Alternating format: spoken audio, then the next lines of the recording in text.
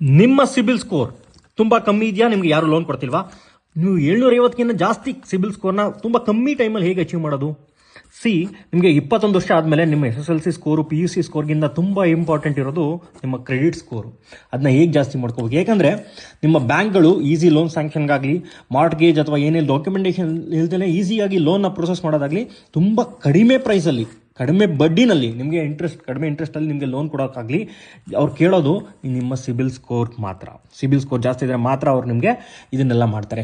ಹಾಗಾದರೆ ಹೇಗೆ ಈ ಸಿಬಿಲ್ ಸ್ಕೋರ್ನ ಜಾಸ್ತಿ ಮಾಡ್ಕೋಬೇಕು? ಇದಕ್ಕೆ ಟಾಪ್ 2 ಮೆಥಡ್ಸ್ ಏನಂದರೆ, ನೀವು ಏನೇ ಒಂದು ಕ್ರೆಡಿಟ್ ಬಿಲ್ ಏನಿರುತ್ತೆ ಅಥವಾ ಲೋನ್ EMI ಏನಿರುತ್ತೆ, ಆನ್ ಟೈಮ್ ಪೇ ಮಾಡೋದು ತುಂಬ ಇಂಪಾರ್ಟೆಂಟ್ ಇರುತ್ತೆ. ಯಾಕಂದರೆ ಇದು 50% ಇದೇ ಮ್ಯಾಟ್ರ್ ಆಗುತ್ತೆ ನಿಮ್ಮ ಸಿಬಿಲ್ ಸ್ಕೋರ್ಗೆ ಎಫೆಕ್ಟ್ ಆಗೋದು ಇದೇನೆ.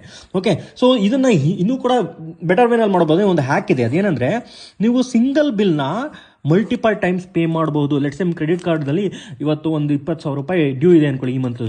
ನೀವೇನು ಮಾಡಿ, ಬಿಲ್ ಸ್ಟೇಟ್ಮೆಂಟ್ ಬಂದ ತಕ್ಷಣವೇ ಒಂದು 10,000 ರೂಪಾಯಿ ಪೇ ಮಾಡಿ, ಇನ್ನು 10,000 ರೂಪಾಯಿ ಡ್ಯೂ ಡೇಟಲ್ಲಿ ಪೇ ಮಾಡೋದ್ರಿಂದ ನಿಮ್ಮದು ಅವಾಗ 2 ಪೇಮೆಂಟ್ ನೀವು ಮಾಡಿರುತ್ತೆ ಒಂದೇ ಬಿಲ್ಗೆ. ಸೊ ಇದರಿಂದ ನಿಮ್ಮ ಸ್ಕೋರು ಜಾಸ್ತಿ ಆಗೋ ಚಾನ್ಸಸ್ ತುಂಬ ಜಾಸ್ತಿ ಇದೆ. ಓಕೆ, ನಿಮ್ಮ ಸಿಬಿಲ್ ಸ್ಕೋರ್.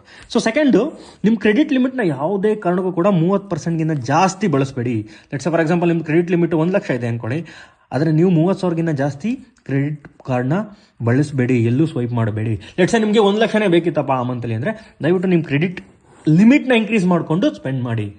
ಆವಾಗ ನಿಮ್ಮ ಕ್ರೆಡಿಟ್ ಸ್ಕೋರು ತುಂಬ ಜಾಸ್ತಿ ಆಗುತ್ತೆ. ಓಕೆ, ಇದೇ ರೀತಿ ಹೆಚ್ಚಿನ ಮಾಹಿತಿಗಾಗಿ ನನ್ನ ಸಬ್ಸ್ಕ್ರೈಬ್ ಮತ್ತು ಫಾಲೋನ ಮಾಡಬೇಡಿ.